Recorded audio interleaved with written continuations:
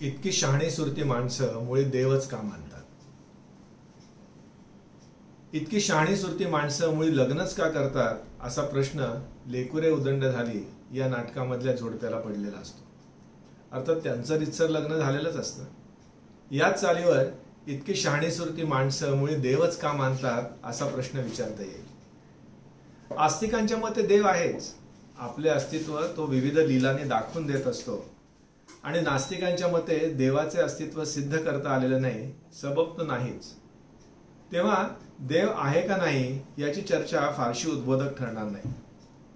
पण देव मानणारे असे कसे काय बुवा देव मानतात या प्रश्नाचा शास्त्रीय मागोवा बरंच काही शिकवून जाईल. अशा काही मागोव्यांचा हा मागोवा. आधुनिक काळात मानसविद्येमध्ये महत्वपूर्ण संशोधन झालंय आणि या प्रश्नाच्या उत्तराची निदान रूपरेषा आता स्पष्ट आहे. जगातल्या यच्चयावत धर्मकल्पनांमध्ये विलक्षण साम्य आढळून येतं. आढळणारच, कारण यच्चयावत देव दानव नरे निर्मिलेलेच आहेत. माणसाच्या मनमेंदूचीच ही करामत. या सर्व धर्म समभावाची ही एक छोटीशी जंत्री. अतिनैसर्गिक शक्तीवर विश्वास, सचेतन आणि अचेतन शक्तींवर विश्वास, मरणोत्तर घटिताबद्दलचे दावे, आपले म्हणजे धर्मबांधव आणि इतर असा सरासर भेद आणि इतरांप्रती दुष्टावा, नित्य आणि नैमित्तिक कर्मकांड, स्वप्नांचा शकुनांचा अर्थ लावणारे ठोकताळे, नृत्य आणि संगीत, काही शब्द आणि काही अन्नपदार्थ यावर बंधनं, पावित्र्य अपावित्र्य सोवळं अशा कल्पना, विभूती शरणता, धार्मिक आणि म्हणून नैतिक अशा जबाबदाऱ्या, आपोआप होणारी दैवी शिक्षा आणि बक्षिसी वगैरे वगैरे वगैरे. इतकी सगळी साम्यत म्हटल्यानंतर ज्या मनात आणि समाज मनात धर्म उगम पावला त्यांचाही अभ्यास आलाच. त्यातही बरीच साम्य स्थळं गवसली आहेत. भावनाप्रधान माणसं अधिक देवभोळी आणि विवेकप्रधान विचार करणारी माणसं अधिक नास्तिक असल्याचं आढळून आलंय. एकलकोंडी, समाजापासून तुटलेली, अनिश्चिततेच्या गर्तेतली माणसं, मृत्यू समोर दिसत असलेली माणसं देवात शोधतात, आधार शोधतात. छुपी नास्तिक किंवा भोंदू आस्तिक मंडळी असतात. म्हणजे आसपासची इतकी सगळी प्रजा आस्तिक असताना आपलं नास्तिक पण मिरवणं सोपं नसतं. फायद्याचं तर नसतं, उलट बरेचदा तोट्याचंच असतं. तेव्हा मनातून नास्तिक आणि तोंड देखले आस्तिक असेही असतात. मानसिकतेबरोबर समाज रचनेचाही भाग येतो. उत्तम सामाजिक, आर्थिक, मानव विकास निर्देशांक असलेल्या देशी नास्तिकांचं प्रमाण जास्त असतं. समृद्ध सर्वार्थी अर्थव्यवस्था असलेल्या देशात नास्तिक जास्त. इथे आसमानी संकट आलं तर सुलतान मदतीला येईल अशी सोय असते. मग आपोआपच आभाळातल्या बापावरचं अवलंबित्व कमी होतं. पण या सगळ्याला ओलांडून जाणारे, देवकल्पनेची उत्क्रांती मांडणारे काही संशोधन आता पुढे येत आहे. उत्क्रांतीच्या ओघात आपले कपी अथवा मानवरूपी पूर्वज देव मानत नसावेत. मग नेमक्या कोणत्या टप्प्यावर हा देव नामक किडा माणसाच्या मेंदूत शिरला असावा बरं? ही कल्पना सर्व खंडात, सर्व संस्कृतीत आढळते. तेव्हा भाषेचं प्रारूप जसं माणसाच्या मेंदूत आदिम काळापासून कोरलं गेलंय, तसं देवधर्माचा एक तयार कोनाडा, काही रूपरेषा मेंदूत आदिम काळापासून आहे की काय? मेंदूत निश्चित असं देवाचं केंद्र, गॉड सेंटर किंवा चेतापेशींची खास वीण असं नेटवर्क किंवा तीर्थक्षेत्र, गॉड एरिया अशी काही नाहीये. अनेक इतर कार्यांसाठी कार्यरत असणाऱ्या यंत्रणा देवाधर्माचं करताना उद्दीपित होतात. या यंत्रणा देवकल्पनेच्याही आधीच्या आहेत. यांच्याच पायऱ्या करून देवाचे देव्हारे सजवले गेले. म्हणजे देव हा करायला गेलो एक आणि झालं भलतंच असा प्रकार आहे. इतर व्यवहारांसाठी म्हणून जी कौशल्य उत्क्रांत झाली त्यांचा उपयोग देवकल्पना, धर्मभावना वगैरे रुजायला झाला. हे काहीसं लिहिण्या वाचण्यासारखं किंवा संगीतासारखं आहे.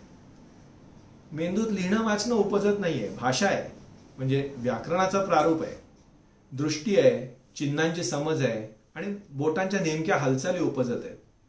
या सगळ्यांचा उपयोग इतर अनेक गोष्टींसाठी होतो म्हणून या उपजत आहेत. माणसानं आपलं डोकं वापरून या कौशल्यांचा वापर करून लिहिणे आणि वाचणे ही भलतीच गोष्ट शोधून काढली. भाषेतली स्वर आणि व्यंजनांची नादमय रचना करून सुरुवातीला हृदयाच्या ठोक्याशी ठोका जुळवत संगीत ही भलतीच गोष्ट शोधून काढली.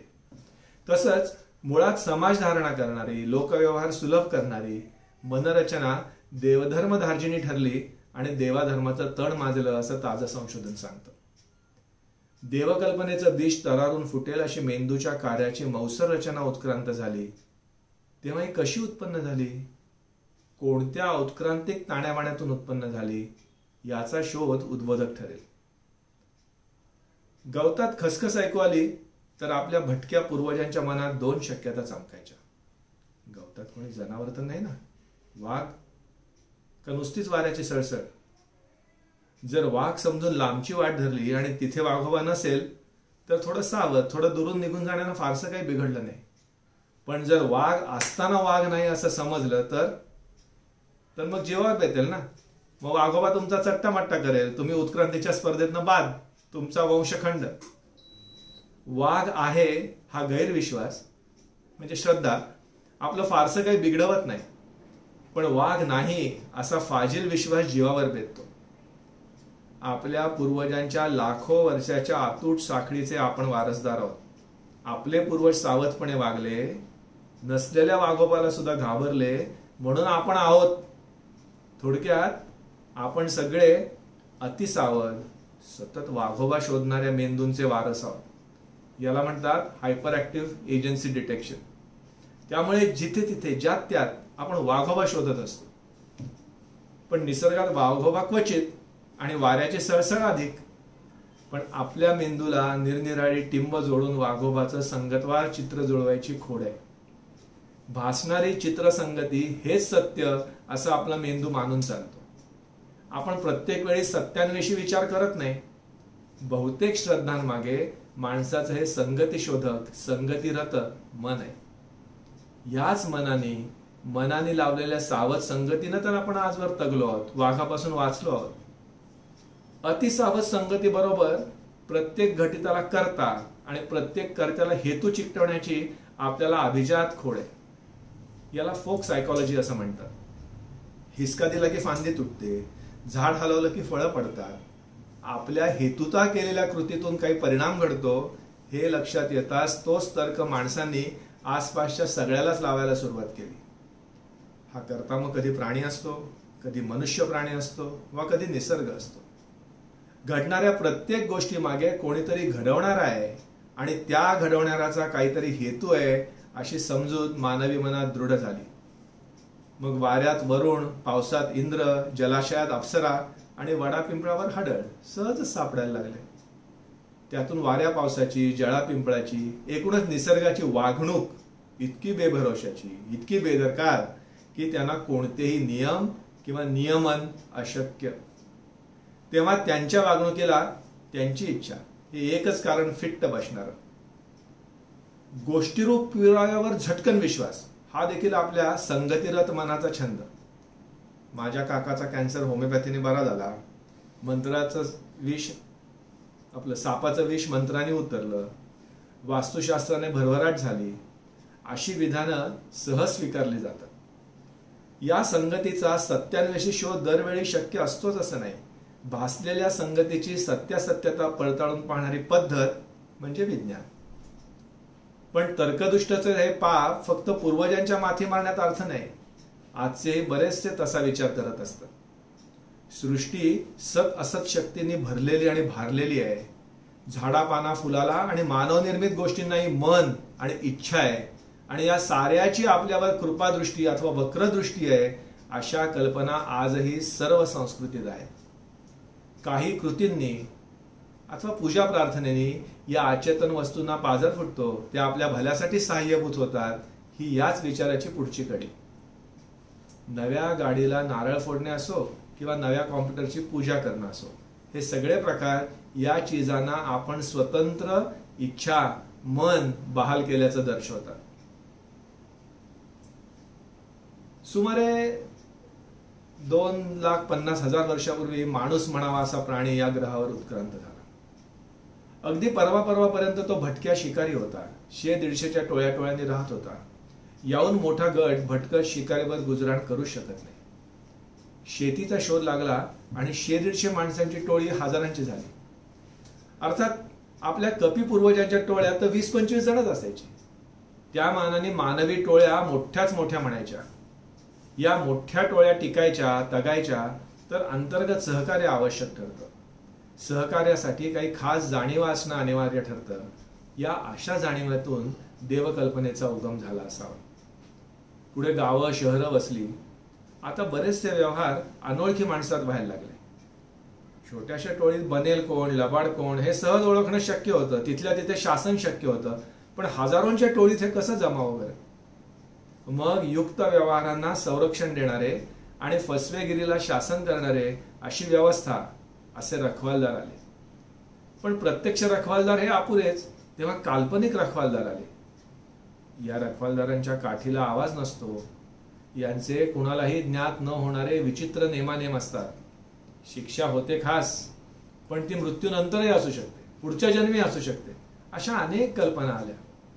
शपथ देणं, शपथ घेणं, दिव्य करणं, पाप पुण्य, त्यांच्या संचयाचे आणि क्षालनाचे विविध मार्ग, हे सगळे याच कल्पनांचे विलास. नागरी जीवनाबरोबरच समाज व्यवहार सुरळीत चालू राहायला धर्मकल्पना विकसित झाल्याचं दिसतं. जगरहाटी चालायची तर सहकार्य वाढेल, पण त्याच वेळी ऐतखाऊ पोचले जाणार नाहीत अशी रचना पुरवणाऱ्या दोन संस्था, धर्मसंस्था आणि राज्यसंस्था. टोळीपासून स्थिर समाज निपजला तशा या दोन्ही संस्था उदयाला आल्या. धर्मामुळे समाजाच्या संघशक्तीला एक दिशा मिळते. गाव करील ते राव काय करील या उक्तीचा प्रत्यय धार्मिक अथवा इतर संघटनेमुळे वारंवार येतो. एक मन एक मनगट असा समाज दिलेली उद्दिष्टे सफल करू शकतो. प्रत्यक्ष देवाजीची इच्छा न मानणाऱ्यास या अथवा पुढील अथवा जन्मोजन्मी शिक्षा म्हटल्यावर माणसं ऐकतात, शिस्त पाळतात, प्रचंड पिरामिड देखील बांधतात.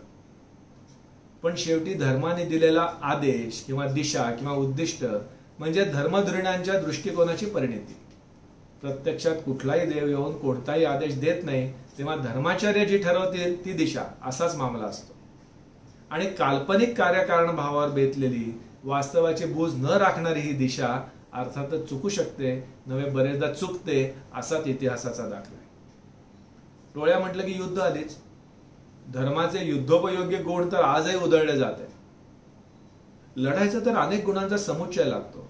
सहकार्यांप्रती निष्ठा हवी, निधडी छाती हवी, विजयाचा विश्वास हवा, शौर्याचा उदो उदो हवा, आपलीच बाजू नीतीची अशी खात्री आणि प्राणार्पणाची तयारी हवी. धर्म हे सगळं सहज जुळवून आणतो.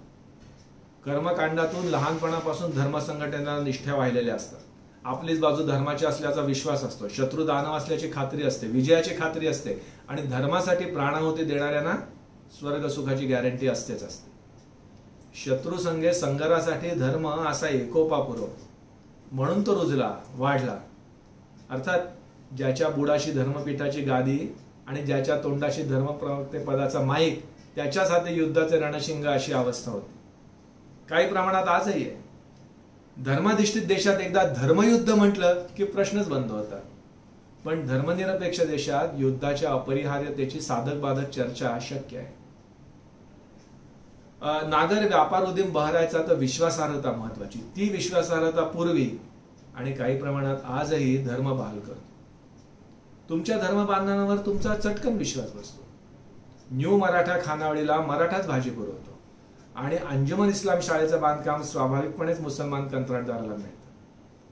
आंतरधर्मीय विवाह म्हणजे महदाश्चर्याचा दुःखद धक्का सगळ्या धर्मियांसाठी. ज्यू, पारशी, मारवाडी, बोहरी इत्यादी समाज दूरदूरच्या देशी पूर्वापार व्यापार करू शकले याचे एक कारण धर्माने दिलेली ही हमी, हा विमा. आज विमा आणि विश्वासार्हतेच्या तत्सम साधनांमुळे धर्माचं हे अंग आता दुर्बल झालंय, पण संपलेलं नाही. उदाहरणार्थ, आंतरराष्ट्रीय व्यापारातही आपपरभावाच्या सिमेंटनी लिंपलेली ज्यूंची चिरेबंदी धर्मवर्तुळे आहेत. टोळ्यांनी राहण्याची आपली आदिम सवय आपल्याला आपपरभाव शिकवून गेलेली आहे. त्याला किन सायकॉलॉजी असा शब्द आहे. आपला तो जातभाई, धर्मबंधू, देशबांधव, बाकीचे ते परजातीय, परधर्मीय, काफिर, शत्रू. याचबरोबर टोळ्यात एक सामाजिक उतरंड असते. खालच्यानी वरच्यांना सलाम ठोकण्याच्या, आदर दाखवण्याच्या तऱ्हा असतात. वरिष्ठांचा अनादर म्हणजे टोळीतून बहिष्कार हे जणू ठरलेलं. नेता, सामाजिक वरिष्ठांचा सन्मान, व्यवस्थेशी बांधिलकी हे सगळे यातून येतात. ग्रंथ प्रामाण्य, शब्द प्रामाण्य, बाबा वाक्यम प्रमाणम हेही यातूनच येतं. आजही घराघरातून शाळातून हे मुलांच्या मनावर बिंबवलं जातं. लहानपणी असं प्रामाण्य आवश्यक आणि संरक्षक असतं. प्रत्येक प्रसंगी प्रत्येक व्यक्तीने प्रत्येक गोष्ट पुराव्याने साबित करून पाहण्याची गरज नसते. एक सामायिक शहाणपणाचं संचित प्रत्येक समाजापाशी असतं, ते वापरणं नक्कीच परवडतं. पण या सवयीने चिकित्सक विचार, जिज्ञासू वृत्ती आणि पुराव्या इतकाच विश्वास ही विचारधारा रोखली जाते. कारण चिकित्सक अविश्वासाला धर्मात मुळीच थारा नाही, उपजत मानवी विचारधारेतही नाही. अंधाळा विश्वास ही मानवी विचारधारेचा वहिवाटीचा मार्ग आहे, धोपट मार्ग आहे, डिफॉल्ट पाथवे. हे धर्माला सोयीचंच आहे. माणूस हा विचारी प्राणी आहे म्हणे, तेव्हा पुढ्यात आलेल्या माहितीचा तो योग्य शहानिशा करून, खात्री करून, काटेकोट शास्त्रीय निकष वगैरे लावून मोगस स्वीकार वा नकार ठरतो असं आपल्याला वाटत असतं. पण प्रत्यक्षात जे पुढ्यात येतं त्याकडे आपण आपल्या मगदुरानुसार, मतानुसार, श्रद्धांनुसार, पूर्वग्रहानुसार बघतो, त्यातलं सोयीचं तेवढं स्वीकारतो आणि त्याच्या समर्थनार्थ युक्तिवाद शोधतो.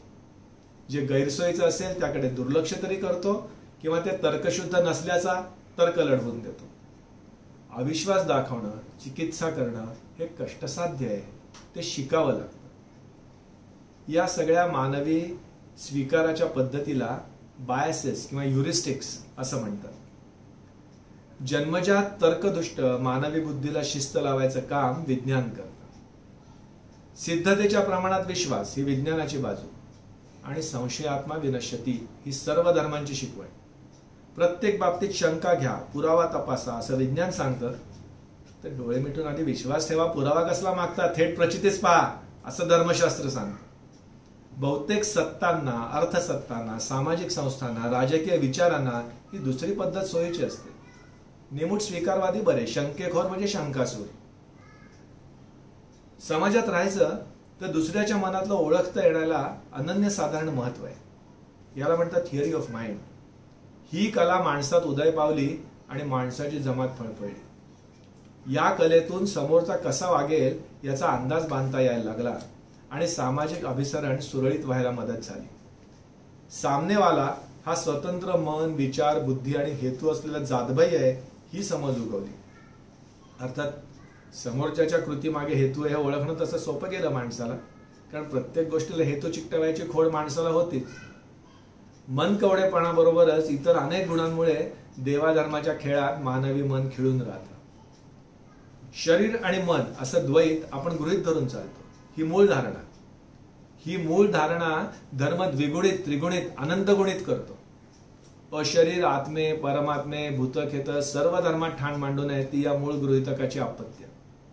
पण शरीराशिवाय मनाला स्वतंत्र अस्तित्व नाही अशी विज्ञानाची अद्वैतवादी शिकवण आहे. मनुष्याला इतरांच्या वेदनेची जाणीव असते आणि परपीडेपासून दुःख होतं. शिवाय आजचं मदतरूपी सत्कृत्य म्हणजे उद्याच्या परतफेडीची पेरणी असते. मी तुला तेव्हा मदत केली, तू मला आज मदत कर, अशी देवघेव असते. अशी देवघेव न्यायी असावी या अपेक्षेतून न्याय, हक्क वगैरे जाणीवा विकसित झाल्या. आपल्या मेंदूतील चेतातंतूंच्या जाळ्यातील विवक्षित भाग समोरच्याच्या हालचालीनुसार उद्दीपित होतात असं आता लक्षात आलंय. म्हणजे समोरच्याने डावा हात वर केला तर माझा डावा हात नियंत्रित करणाऱ्या चेतापेशी क्षणिक उद्दीपित होतात आणि समोरच्याचा डावा हात कोणी जोरात पिरगळला तर माझ्याही मेंदूतील वेदनेच्या चेतापेशी क्षणिक उद्दीपित होतात. स्वतः वेदनेचं प्रतिबिंब पाहून वेदनेला सहवेदनेचा आयाम देणारे हे दर्पण चेतातंतू, मिरर न्यूरॉन्स, अनुकंपा, सहानुभूती आणि सहाय्य करण्याची उर्मी इथे उगम पावते. हेच पाहना, आफ्रिकेच्या गवताळ सवाना प्रदेशात कोट्यवधी वर्षापूर्वीचा होमो इरेक्टस स्त्रीचा सांगाडा सापडलाय. हिला बहुधा कुण्या प्राण्याच्या मांसातून अजीवनसत्वाची विषबाधा झाली असावी. परिणामी सांध्यात रक्तस्राव होऊन ती मृत्युमुखी पडली. ती मृत्यूपूर्वी काही महिने तरी जायबंदी असावी, कारण नव्यानं तिथे जे खराब झालेलं हाड होतं ते नव्यानं निर्माण झाल्याचे काही पुरावे आपल्याला दिसतात. त्यामुळे ती निदान 2-4 महिने तरी जिवंत असावी असं वाटतं. अर्थात काही कोटी वर्षापूर्वी कोणी जागेवर अन्न पाणी पुरवल्याशिवाय इतके महिने कोणी जगू शकणार नाही. तेव्हा सोबतचे होमो इरेक्टस तिची शुश्रूषा करत होते खास. थोडक्यात वेदनेला कारुण्याचा प्रतिसाद धर्मानं शिकवलेला नाही तो तर माणसाच्या वागणुकीत आधीच वसलेला आहे. सहवेदनेबरोबर सहसौख्य भावनाही आहे. म्हणजे आसपास सगळीकडे आनंद पसरला असेल तर तुम्हालाही बरं वाटतं. सणासुदीला सगळेच खुशीत दिसतात. वर्ल्ड कप जिंकल्यानंतर चराचर सृष्टी आनंदाने डोलायला लागते वगैरे मागे हेच दर्पण तंतू आहे. हा उपजत गुण धर्माच्या पुरेपूर कामी आलेला आहे. माणसाच्या मनी वसलेले असे अनेक गुण धर्मभावनेला उपयुक्त ठरलेले आहेत.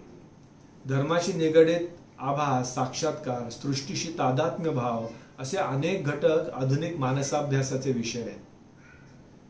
मायकेल पर्सिंगर यांनी असं दाखवून दिलंय की आपली स्वत्वाची भावना म्हणजे आपण आणि इतर व्यक्ती हा भेद करण्याची क्षमता मेंदूच्या डाव्या आणि उजव्या अशा दोन्ही टेम्परल लोबमध्ये असते. जागेपणी आपण फक्त मेंदूच्या डाव्या भागातील क्षमता वापरत असतो.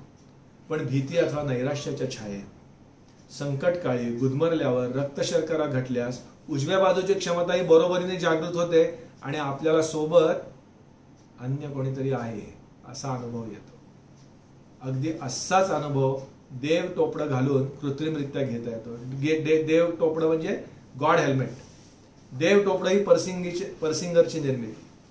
हे टोपडं घालून अंधाऱ्या शांत खोलीत एकटंच बसायचं. या टोपड्यातली यंत्रणा त्या व्यक्तीच्या उजव्या टेम्पोरल भागाला उद्दीपित करते आणि त्या बंद खोलीत बरोबर अन्य कोणी असल्याचा भास त्या व्यक्तीला व्हायला लागतो. मदर मेरी पासून ते मेलेल्या आत्यापर्यंत आणि साईबाबापासून आईबाबांपर्यंत आपल्या सुप्त इच्छा अपेक्षानुसार कुणाचंही दर्शन होऊ शकतं. इतकंच कशाला, टेम्परल लोब एपिलेप्सीच्या म्हणजे अपस्माराचा एक प्रकार आहे. पेशंटना अगदी असंच उद्दीपन मिळतं आणि अगदी असाच अनुभव येतो. त्यामुळेच की काय, असे पेशंट बरेचदा अत्यंतिक धार्मिक असतात. चराचर सृष्टीशी एकरूप झाल्याचा अनुभव हा देखील असाच एक साक्षात्कारी अनुभव. ही झपुर्झा अवस्था प्राप्त होते तेव्हा मेंदूतल्या फ्रंटल लोब म्हणजे कपाळा मागचा भाग उद्दीपित असतो, तर वामांगी परायटल लोब म्हणजे डाव्या कानावरचा भाग शांत स्थितीत असतो. हाच तो मेंदूचा भाग ज्याच्यामुळे आपल्याला आपण सृष्टीपासून अलग आहोत ही जाणीव होत असते. अशी एक वेगळी जाणीव असते. आपण कुठे संपतो आणि सृष्टी कुठे सुरू होते ते हा भाग आपल्याला सांगत असतो. तळमळीनं केलेला देवाचा धावा, ध्यानधारणा, नामस्मरण, भजन, कीर्तन असे सांगीतिक संकेत, मंत्रजप अशा क्रियांनी या वामांगी परायटल लोबला तात्पुरती गुंगी येते. फ्रंटल लोब उद्दीपित होतो आणि मी पण सरतो. मंत्रचळ म्हणजे ऑब्सेसिव्ह कंपल्सिव्ह डिसऑर्डर नावाचा एक आजार आहे. यात ती व्यक्ती अगदी निरर्थक क्रिया वारंवार करत राहते. सतत हात धुणं, एकच वाक्य बडबडत राहणं, येरझाऱ्या घालणं असं काही. देवाधर्माचं करणं या सदराखाली धडधाकट माणसेही असे प्रकार करताना दिसतात. आणि वारंवार तीच क्रिया केल्याने भीती, चिंता वगैरे कमी होते, धीर आणि आत्मविश्वास वाढतो असं आधुनिक मानसविज्ञान सांगतं. जप, प्रदक्षिणा वगैरेनी असा परिणाम साधला जातो. धर्म हा समाजाचा मंत्रचळ आहे आणि मंत्रचळ हा त्या व्यक्तीचा वैयक्तिक धर्म आहे असं फ्रॉइडनी म्हणून ठेवलेलं आहे. भातुकली खेळताना किंवा नाटक पाहताना आपण सारासार विचार क्षणभर हेतुत्व बाजूला ठेवतो. सिनेमा बघताना पडद्यावरच्या लटक्या जगात ठाकूर खरोखरच थोटा झालाय, जय खरोखरच मेलाय, गब्बरचे हात जायबंदी झालेत आणि बसंती आणि वीरूचा खट्याळ शृंगार असाच पुढे फुलणार आहे असं मानून चालतो आपण. ते विश्व आणि आपलं विश्व अशी मानसिक फारकत शक्य असते आपल्याला. याला म्हणतात डिकपल्ड कॉग्निशन. स्थळ काळ वेळेचा असा हेतूचा विपर्यास हा आपल्या मेंदूचा आणखी एक धर्मधार्जिणा गुण आहे. या गुणाचा एरवी उपयोग होतो आपल्याला. ऑफिसमधली बाचाबाची आपल्याला पुन्हा पुन्हा आठवते आणि आपण प्रतिवाद तयार ठेवतो. उद्याच्या भिशीबद्दल बायकोला काय थाप मारायची याची उजळणी आपण आजच करून ठेवतो. बॉसशी, बायकोशी काय काय आणि कसं बोलायचं याची तालीम त्यांच्या अनुपस्थितीत करतो आपण. मनातल्या मनात अदृश्य इतर जनांशी असा संवाद साधणं अगदी सहज शक्य आहे आपल्याला. त्यामुळे प्रेतात्म्यांशी संवाद, देवात्म्यांशी संवाद ही सुद्धा याच गुणाची प्रचिती आहे. लहान मुलं भावलीशी, टेडीबेअरशी बोलतात. देव म्हणजे मोठ्या माणसांचं टेडीबेअरच आहे. दोन व्यक्तीत संवाद होताना मेंदूत जे भाग प्रदीप्त होतात तेच भाग टेडीशी संवाद होतो किंवा देवाची प्रार्थना केली जाते तेव्हाही प्रदीप्त होतात. आपलेपणाची भावना ही एक आदिम भावना आहे. या जगात माझं म्हणून कोणी आहे, मला माझं म्हणणारा कोणीतरी आहे, या भावनेसाठी खास सर्किट्स आहेत मेंदू, त्याला अटॅचमेंट सर्किट्स म्हणतात. कित्येक प्रार्थना काकुळतीनं करुणाकराला माझे म्हणा अशी आळवणी करतात. कित्येक भक्त अशी आर्जव करताना एखाद्या तान्ह्या मुलानं आईकडे घे म्हणून हात पसरावेत तसे मूर्तीकडे किंवा आभाळाकडे हात फैलावतात. ते काही उगीच नाही. माणसं मृत्यू, गैरसमज किंवा परदेश गमनामुळे हिरावली जाऊ शकतात, पण देव कायमचा सखा, कायमचा सुहृद.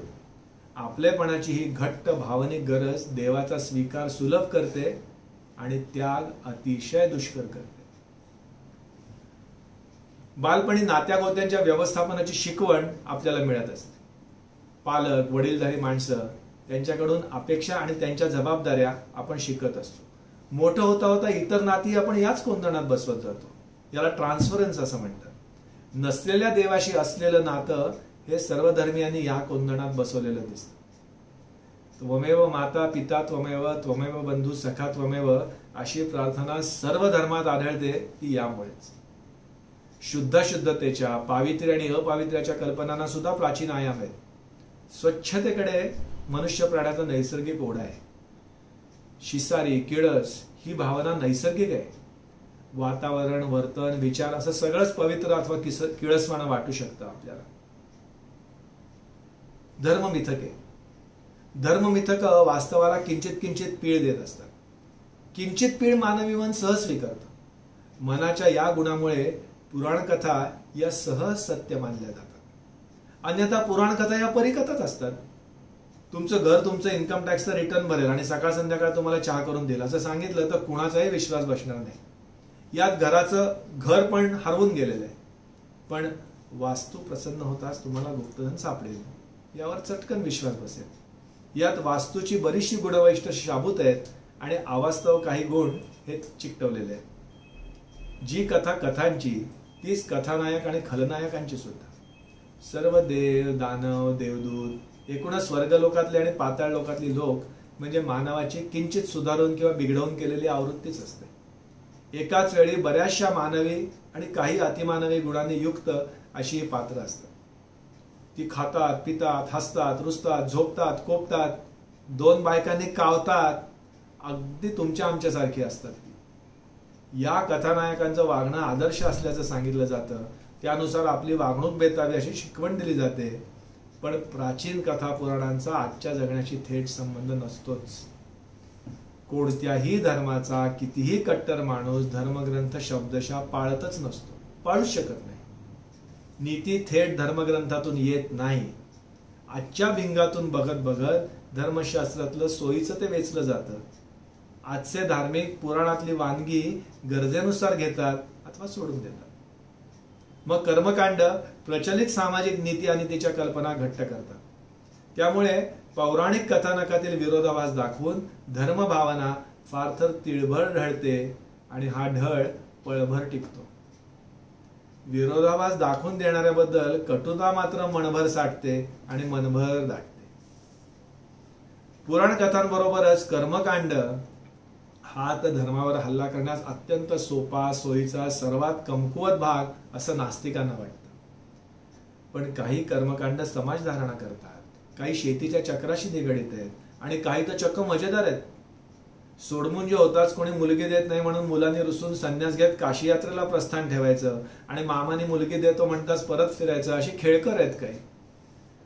पण वरवर निरर्थक भासणारी ही कर्मकांड धर्माचा कणा आहे. कित्येक कर्मकांड ही तर उघड उघड अविवेकी, निर्बुद्ध आणि निरर्थक भासतात असतात. पण प्रत्यक्षात अशा कर्मकांडातील सहभाग हा निशंक निष्ठा निदर्शक असतो. निष्ठेचे प्रामाणिक, आचरण्यास कठीण आणि नक्कळण्यास अवघड संकेत समाज व्यवहारासाठी आवश्यक असतात. सर्व कर्मकांड म्हणजे निष्ठेचे आचमन असतात. ऋण काढून साजरे केलेले सण, स्वतःला जाच करून केलेली व्रत, कष्टपद तीर्थयात्रा, आवाच्या सवा दान धर्म, देवाच्या नावानं अंगावर आसूड ओढणे, स्वतःला बगाडाला टांगणे इत्यादीमुळे सामाजिक पद, प्रतिष्ठा, स्वीकार हा वाढत जातो. उद्यापनाला व्रतार्थीच्या पायाचं तीर्थ घेण्यापर्यंत प्रथा परंपरा आहेत त्या हेच अधोरेखित करतात. अशा सहभागातून हळूहळू इथे प्रश्न विचारायचे नाही, हा कुलाचार आहे, सबब असाच चालू ठेवायचा अशी धारणा घडत केली जाते. माणूस आपोआप त्या त्या कळपात सामावून जातो. हे सामावणे कळपाला आणि त्या व्यक्तीला सोयीचं असतं. आणि स्थलकाल लंघून कर्मकांड धर्मश्रद्धा संक्रमित करतात, फोफावत ठेवतात, तेवत ठेवतात. इथे वाईद भोंडल्याला मिडल क्लास म्हणून नाका मुरणारी मुलगी वॉशिंग्टन मध्ये गेली की हौसेने 4 सख्या जमवून फेर धरते. मानवी मन धर्मकल्पनेला कसं धार्जिन आहे हे आपण पाहिलंच आहे. पण कर्मकांडातून आत्मसन्मान, साफल्य, अत्यानंद, काळभय, समर्थ प्रेरणा, वेदना शमन, तीव्र स्वकीय भाव असे आत्यंतिक टोकाचे भावानुभव उचमळून येतात. Serotonin, dopamine, epinephrine, norepinephrine, oxytocin, endorphin अशी अतिभावानुकूल रसायनं मेंदूत स्त्रवत जातात. अनुभव मालिकांची बेरीज होत नाही तर चक्क गुणाकार होतो. प्रत्येक घटितामागे कोणी हेतुधारी करता करविता असतो हा तर माणसाचा आदिम मनगुण. मग या रसायनांच्या खेळात चल अचल सृष्टीतील कोणत्याही सोयीच्या घटकाला तन, मन, हेतू वगैरे मानवी गुणांनी मढवलं जातं. देवाचं देवत्व असं घट्टमुट्ट होत जातं. कर्मकांडाने आणि प्रार्थनेने परिस्थितीत बदल होत नसला तरी प्राप्त परिस्थितीला तोंड द्यायला आस्तिकांना बळ मिळतं. धर्म ही खरोखरच आफूची गोळी आहे. मेंदू वैज्ञानिकांच्या मते कोणत्याही आनंदानुभूतीच्या वेळी म्हणजे अगदी संभोगापासून ते संगीतापर्यंत आणि चॉकलेटपासून गांजासारख्या आनंद औषधांच्या सेवनादरम्यान मेंदूतील जे भाग उद्दीपित झालेले दिसतात तेच देवाधर्माचा कर्तनही होतात. इतकी लोक देवाधर्माच्या भजनी लागतात ते काय उगीच नाही. आशा, आधार, सांत्वन, धीर, विश्वास, सुरक्षितता, निश्चितता, विस्मय, मृत्युंजय आणि अडचणीच्या वेळी सामाजिक आधार अशा सर्व भावनांचा स्रोत आहे धर्म. हे सगळं सोडून उघडं नागडं रौद्र सत्य ज्याला त्याला दाखवण्याचं कारणच काय? कारण लवकरच या सकृत दर्शनी साध्या आणि उपयुक्त वाटणाऱ्या कल्पनातून शोषण सुरू होतं. अविवेकी निर्णयांची आणि चुकीच्या आडाख्यांची मालिकाच सुरू होते. उत्साहवर्धक असतात तशाच हतोत्साही करणारी असतात या कल्पना. चुकीच्या मार्गाने ढकलतात त्या. विशेषतः देवधर्म ही बाब वैयक्तिक न राहता सार्वजनिक आणि राजकीय होते तेव्हा तर असं होतच होतं. व्यक्तिगत धर्मही तापदायक ठरू शकतो.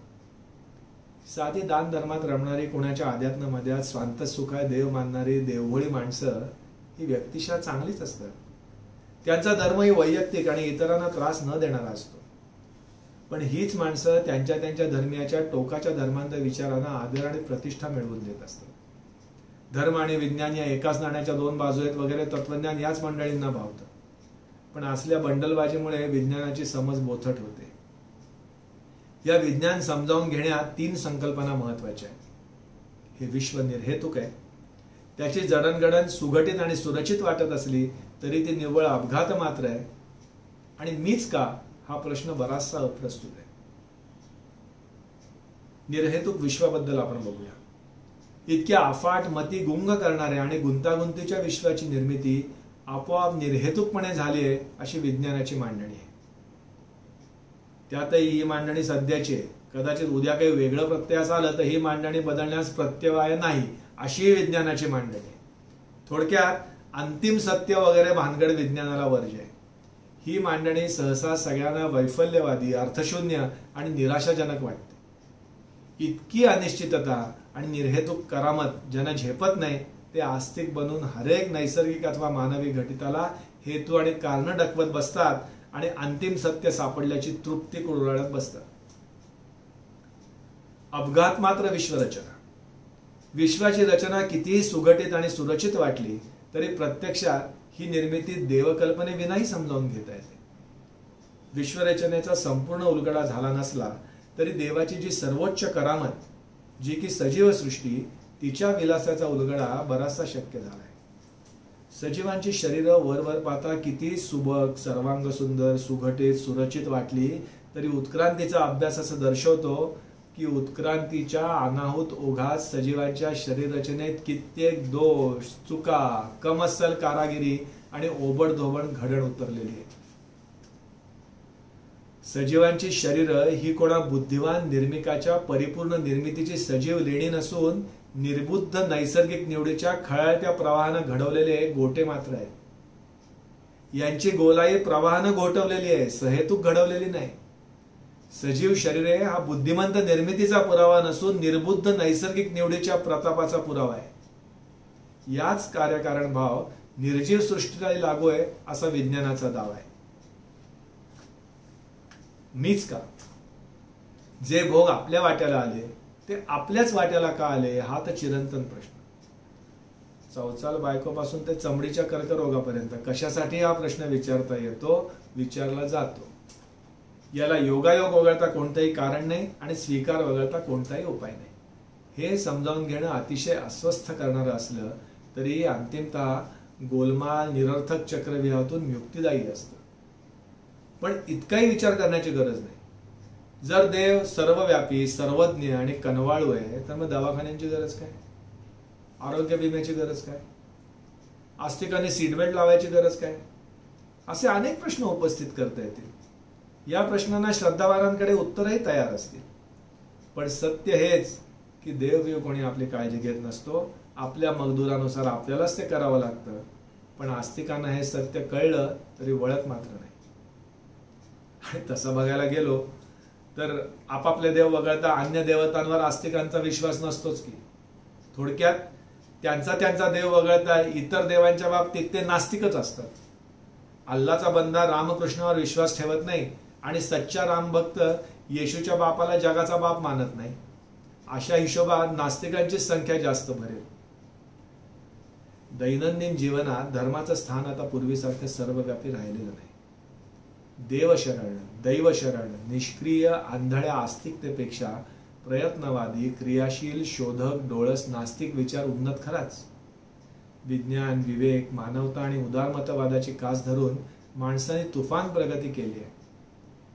पण धर्म संपेल का या प्रश्नाचं उत्तर देणं अवघड आहे. धर्मामागं भगवंताचं अधिष्ठान नसलं तरी त्यामागे मानसशास्त्रीय आणि उत्क्रांतीशास्त्रीय अधिष्ठान आहे. तेव्हा धर्माला हद्दपार करणं नजीकच्या भविष्य काळात तरी अशक्य नसलं तरी अवघड आहे असं वाटतं. थोडक्यात नास्तिकांनी धर्माचा दुस्वास आणि धार्मिकांचा उपहास करण्याऐवजी दोहोंचा अभ्यास केला पाहिजे, एवढंच माझं सांगणं आहे. धन्यवाद.